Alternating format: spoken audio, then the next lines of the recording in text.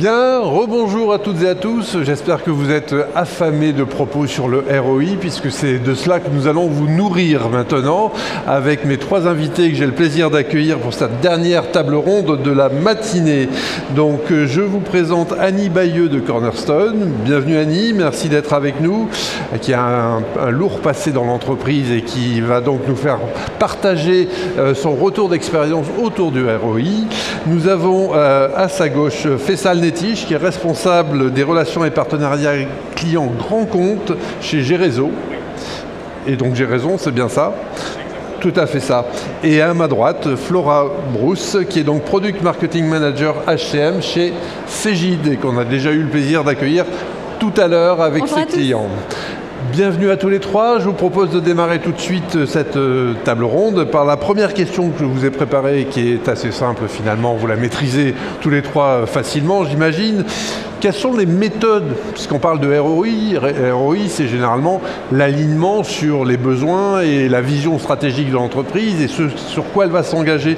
Donc comment on fait pour être... Quelles sont les méthodes les plus efficaces pour aligner les objectifs de formation avec les objectifs stratégiques de l'entreprise? Qui veut se lancer pour répondre? Je peux commencer. Donc, généralement, ces ambitions stratégiques, c'est décidé au début de l'année sur des plans stratégiques de l'entreprise. Chez nous, ce qu'on propose, c'est de les décortiquer et de les transformer en objectifs SMART. Ces objectifs SMART, ils vont être retraduits en compétences. Et ensuite, de là, on va pouvoir les mettre à plat et les comparer avec le référentiel dynamique de compétences qui va référencer les compétences au sein de l'entreprise acquises par les collaborateurs. Et on va pouvoir en déterminer des gaps et se rendre compte de ces gaps et les combler. Et c'est comme ça un premier step qu'on peut vraiment avoir cet alignement stratégique entre les ambitions stratégiques de l'entreprise et les compétences à acquérir ou à développer par les collaborateurs. De là, généralement chez nos clients, ils en déduisent des plans de formation ou alors des actions, parce qu'il n'y a pas besoin forcément de mettre des formations en face de chaque compétence. Sinon, après, on se retrouve avec un catalogue vraiment très, très fourni et qui n'est pas forcément hyper pragmatique. Voilà, je ne sais pas si j'ai répondu à la question, mais c'est un premier élément de réponse. Je vais laisser mes camarades compléter.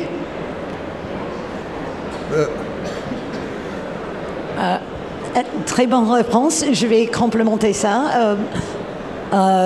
Déjà, bonjour tout le monde.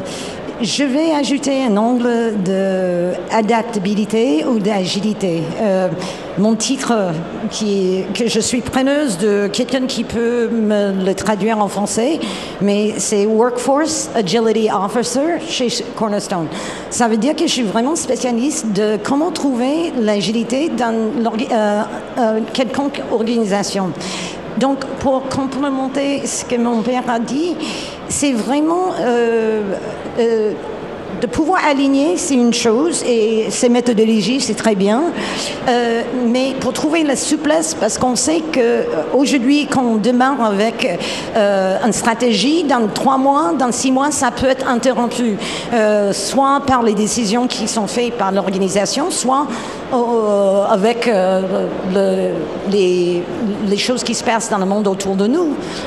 C'est hors de notre contrôle, donc trouver cette adaptabilité dans les choses où j'ai envie de dire on va revoir ses priorités tous les trimestres plutôt que de les traiter d'un point de vue annuel.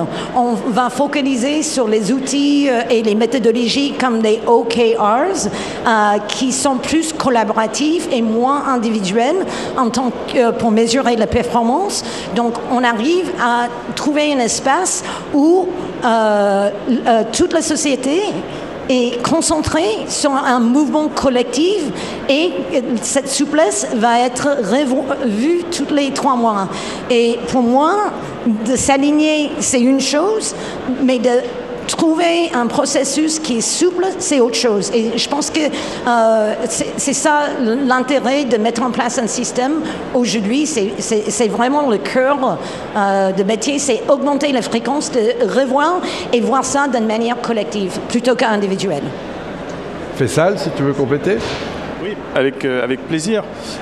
Moi, en tant qu'organisme de formation et aussi cabinet de conseil, on a cette chance d'être au contact des clients dans le cadre de mise en place de formation. Aujourd'hui, si je peux vous faire un retour de cas concrets, de cas clients et de ce qui peut fonctionner, la première méthode, c'est d'impliquer, d'intégrer les managers dans le dispositif de formation, et ça c'est un élément qui est très important. On le constate dès le départ de la formation, quand le manager opérationnel est partie prenante de l'accompagnement des collaborateurs, on voit bien l'impact et l'impact significatif. Deuxièmement, les responsables formation doivent jouer aussi ce rôle de business partner et presque d'avoir ce suivi en amont de la formation, pendant la formation et après la formation.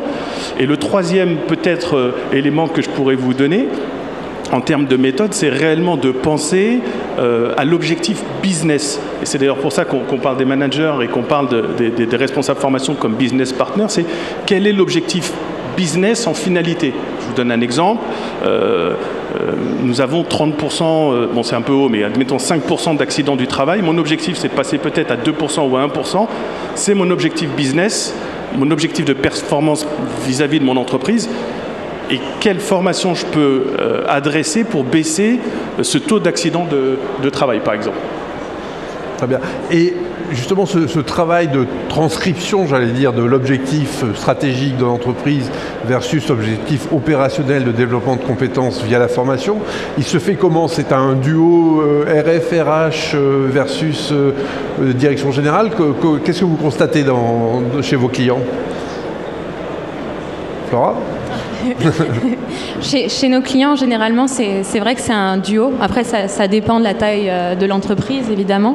Ce qu'on remarque aussi, c'est... Moi, j'ai beaucoup aimé votre intervention. C'est vrai qu'avoir un SI aujourd'hui pour aligner la stratégie de l'entreprise avec les besoins de formation, ça permet aux entreprises d'être résilientes. Et je pense que c'est vraiment l'air du temps aujourd'hui, surtout ce qu'on voit avec les nouvelles compétences émergentes autour de l'intelligence artificielle qui vont révolutionner les métiers et bien plus encore, et les entreprises et les modèles aussi de business model, pardon, excusez-moi. Je pense que c'est assez important d'être agile et résilient, et c'est ce que permet un SI. Donc, j'ai pas répondu à la question, pardon. Mais nous, chez nos clients, c'est un binôme avec le manager et les directeurs qui mettent en place ce cascading d'objectifs stratégiques qui sont ensuite retranscrits en besoin de compétences et en besoin de formation. Voilà. Je sais pas si j'ai été claire. Annie, tu veux compléter? La plupart des clients chez Cornerstone, c'est des grandes entreprises, mais on a toutes les tailles d'entreprises en fait. Ce qu'on voit notamment dans les plus grandes entreprises, c'est que c'est toujours une collaboration cross-fonctionnelle qui prime. Et je pense que si vous travaillez dans le CAC 40, vous sentez ça très fortement. Cette collaboration est d'autant plus importante si le rôle de ces fonctions de support se transforme. On voit dans tout ce qui est L&D que L&D est en train de se transformer au sein de l'organisation et il prend un rôle qui est les order takers, excusez-moi encore pour le franglais, order takers, ils prennent des commandes et ça c'était notre rôle depuis très très longtemps. Maintenant, le rôle en tant que business partner, c'est vraiment comment est-ce qu'on L&D en tant que fonction peut créer la valeur. Donc, on parle pour, excusez-moi encore pour l'anglais, an analog order taker to a digitally fluent and data fluent value creator.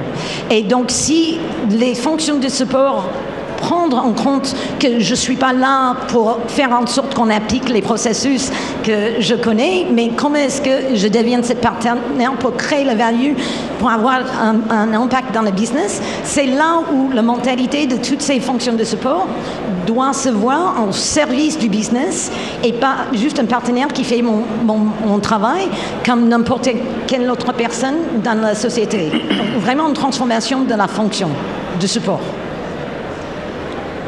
Oui, je voudrais juste rajouter un petit mot en complément de ce qui est dit. Effectivement, il y a deux partenaires, et merci pour la question qui est très importante. Un, le service formation qui, je le rappelle peut-être d'une certaine façon, doit jouer son rôle de business partner.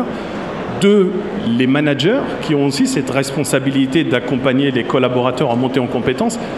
Et trois, le troisième élément, peut-être que je vais me permettre de souligner, c'est la relation que vous pouvez avoir avec l'organisme de formation ou le cabinet de conseil. C'est-à-dire que l'organisme de formation ne doit pas jouer simplement le rôle de prestataire de service, mais aussi jouer sa partition de business partner, de compréhension du client, de compréhension des problématiques du client.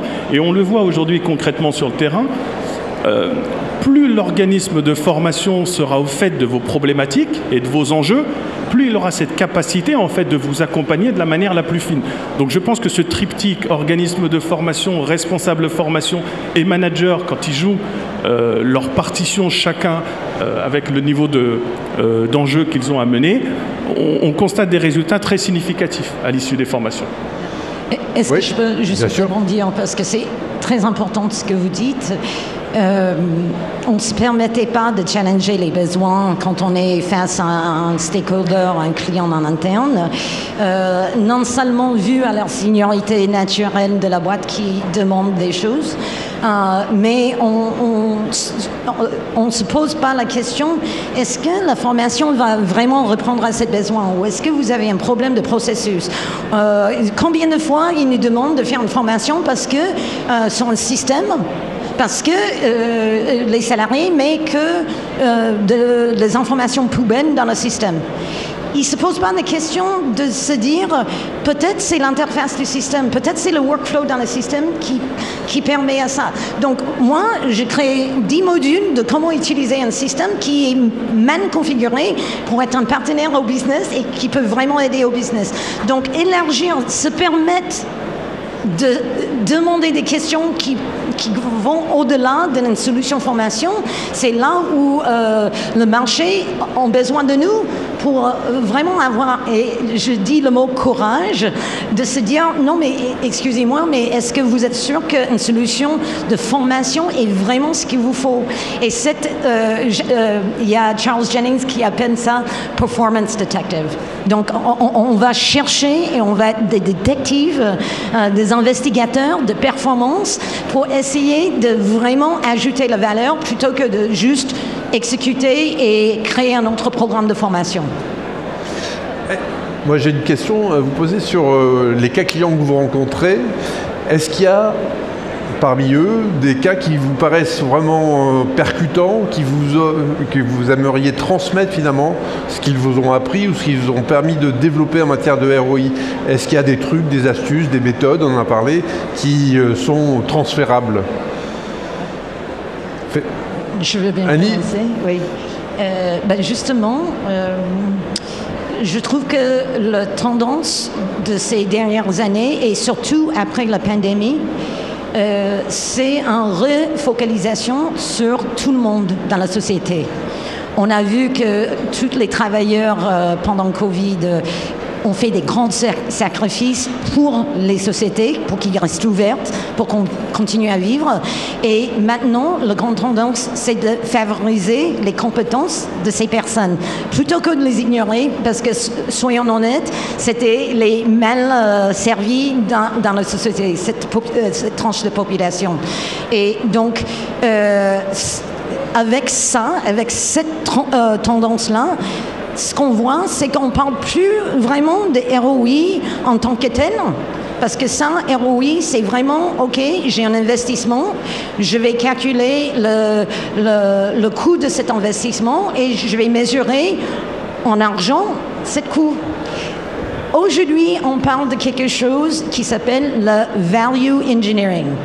Value engineering, c'est comment est-ce qu'on peut regarder et mesurer la valeur d'une solution plutôt que de mesurer les coûts de la solution. Donc, c'est vraiment autour de l'impact, total economic impact. C'est de se dire, si cette solution nous a aidé à augmenter les compétences qui sont clés pour nous dans notre société, par exemple, les compétences autour de l'IA, c'est critique pour nous aujourd'hui. Combien de personnes est allé d'un niveau débutant jusqu'à l'expertise, sans une valeur intrinsèque pour la société. Donc, pour mesurer un ROI, il faut inclure une valeur de développement de personnes et savoir comment évaluer ça. Ça s'appelle le Human-Centric Valuation. Et c'est mesurer la vélocité ou la progression des skills et compétences dans la société qui rajoute un ROI. Et c'est ça, cette réflexion-là, c'est comment ça impacte les humains et trouver un moyen de mesurer ça et ajouter ça sur notre business plan de ROI parce que ça compte presque plus que le coût qu'on va payer pour une solution. Donc, Flora ? Oui. Si tu me laisses rebondir justement sur le cas d'IA, nous on a beaucoup de clients qui justement attendaient de nous un accompagnement sur l'IA, comment introduire cette nouvelle technologie auprès de leur population qui va bouleverser finalement leur métier. Ce qu'on a pu observer, c'est que la plupart de ces clients qui souhaitaient avoir un vernis sur l'intelligence artificielle, ils ont pu acheter des contenus de formation directement prêts sur étagère pour justement proposer à leurs collaborateurs un premier vernis. Après, on a vu aussi d'autres clients qui ont différentes typologies de métiers au sein de leur organisation qui vont avoir plus ou moins d'appétence technologique et qui vont être déjà à attendre plus en fait que ce simple vernis. Et du coup, le fait d'avoir un référentiel de compétences avec des compétences qui sont échelonnées et notées, ça permet de savoir aux responsables de formation, en tout cas chez nos clients, aux responsables RH parfois, savoir où est le curseur dont ils ont besoin. Parce que, vous l'avez compris, un tech va pas avoir la même demande qu'une personne comme moi qui travaille dans le marketing. On va pas forcément avoir les mêmes attentes et ça va être compliqué pour le responsable de formation de comprendre s'il a vu juste ou pas. Et du coup, c'est très important d'avoir cette notion de valeur de la compétence. Ensuite, ce que j'aimerais rajouter, je suis désolée, je monopolise un peu la parole, c'est qu'au-delà de nouvelles technologies, on a des clients qui ont dû réinventer des métiers. J'ai des exemples précis en tête, mais je ne sais pas si je peux les citer, mais notamment la Poste, si je pense que je peux les citer, qui a vu certains métiers de postiers complètement se réinventer et par qui, à travers de la formation, ont pu obtenir des métiers qui sont maintenant des métiers de bureau, de l'informatique. Et ce qui a très bien marché chez La Poste, c'est justement ces formations ultra personnalisées par rapport aux différents métiers. Il y a ça. Et aussi quelque chose qui fonctionne très très bien chez nos clients, c'est tout ce qui va être formulaire de réaction à chaud pour noter la formation. C'est après des notations qu'on peut reprendre pour s'assurer en interne du bon fonctionnement de la formation et l'améliorer au fil de l'eau. Voilà. Merci. Faisal ? Oui, enfin l'essentiel a été dit, merci. Moi je voulais aussi peut-être partager avec vous 2-3 cas clients qu'on a pu adresser au sein de G-Réseau. On le voit bien quand on est sur des rendez-vous plutôt stratégiques avec des interlocuteurs stratégiques. Très souvent, on va les chercher, on va vous chercher sur des questions, ce qu'on peut appeler des fois poil à gratter.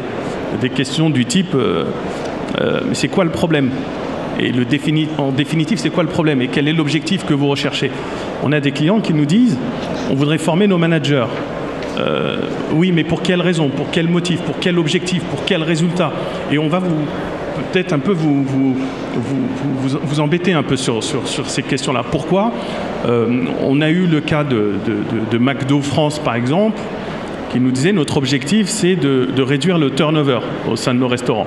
Alors pour nous, c'est très intéressant d'avoir ce type d'objectif, parce que c'est un objectif opérationnel, c'est un objectif qui est lié à la performance de l'entreprise, et à nous ensuite, en tant que cabinet de conseil et organisme de formation, de monter, en tout cas de proposer un parcours de formation qui puisse adresser et répondre à ce type de problématiques.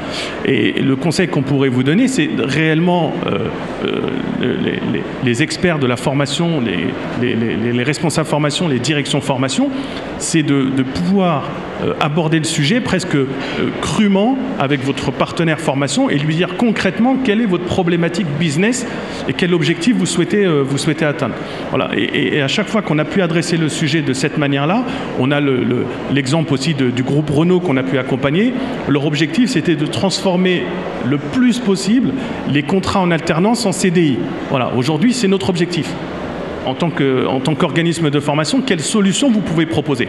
Alors, on a proposé des parcours de formation à direction des managers, mais aussi des tuteurs, parce qu'on s'est rendu compte que les tuteurs en entreprise n'étaient peu ou pas formés. Voilà, donc gardez à l'esprit que d'adresser un sujet ou de le formuler le plus clairement possible aidera l'organisme de formation à vous proposer des programmes d'accompagnement peut-être penser plus finement.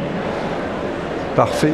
Est-ce qu'il y a des questions pour nos intervenants dans la salle sur cette belle problématique du ROI? Le micro arrive théoriquement. Il fait un petit aller-retour de la scène à la salle. Bonjour, tout d'abord merci pour vos interventions et merci pour les explications, l'apport et le feedback que vous avez donné. Donc je suis Yon Pej, Schmidt Group et Cuisinella, je suis responsable développement RH et des compétences. Vous avez parlé effectivement du ROI, notamment à travers différents outils comme le questionnaire à chaud et aussi la précision des objectifs de formation. Moi j'aurais une question, le questionnaire à froid, comme on l'appelle. 1, quel feedback vous faites dessus? 2, à quelle temporalité vous conseillez de le mettre en œuvre? Et quel ROI vous mesurez, vous utilisez pour la mesure de ce questionnaire à froid? Qui s'y colle? Faisal peut-être sur... Merci monsieur, merci pour cette question. Effectivement, les questionnaires à froid sont des éléments très importants. Ça nous permet aussi d'avoir une remontée d'informations importante. En termes de temporalité, tout dépend du sujet qui est adressé. Mais nous, on considère que 3 mois, c'est le minimum. Il faut qu'il y ait une mise en pratique sur le terrain et en tout cas suffisamment de mise en application pour pouvoir faire des remontées significatives. Entre 3 et 6 mois, c'est bien. Maintenant, en termes de ROI, même principe, le questionnaire à froid, c'est très bien, mais ça ne suffit pas. Aujourd'hui, on amène de plus en plus nos clients sur le suivi post-formation, terrain et remontée des managers, remontée du service formation, service RH, pour pouvoir assurer, le déploiement des compétences, mais surtout le maintien des compétences dans la durée. On parle d'investissement, hein, quand on parle de ROI, pardon, mais effectivement, on parle d'investissement. La formation coûte très cher. Cher de manière pécuniaire, mais aussi en termes de temps, parce qu'on engage du temps. Et le questionnaire à froid nous remonte des informations, mais c'est presque des informations, je vais me permettre la petite... mais c'est des informations froides. On a besoin d'avoir des remontées de terrain, en plus des questionnaires à froid, encore une fois des managers, et d'inscrire la démarche de formation réellement dans le temps. Est-ce que je réponds à votre question? Annie? Annie, tu veux compléter? Je vais commencer une controverse. Ah, très bien. Nous y voilà enfin. Et une fois encore, je vois le monde avec une optique d'agilité. Moi, le questionnaire à froid, ça reste un point de data pour les RH. Mais je trouve que ce n'est pas très parlant au business. J'ai presque envie de dire que le questionnaire à froid, ce n'est pas une bonne moyenne pour moi de détecter s'il y a une performance. Les cours qu'on fait en interne, j'ai envie de dire, c'est de l'acquisition de connaissances. C'est pas la pratique. C'est comme si moi, j'y vais sur YouTube, j'ai regardé plein de vidéos sur comment être un bon marathoneur, bon, courir des marathons. Je peux devenir experte en comment respirer, comment planifier les repas, comment est-ce que je dois m'entraîner.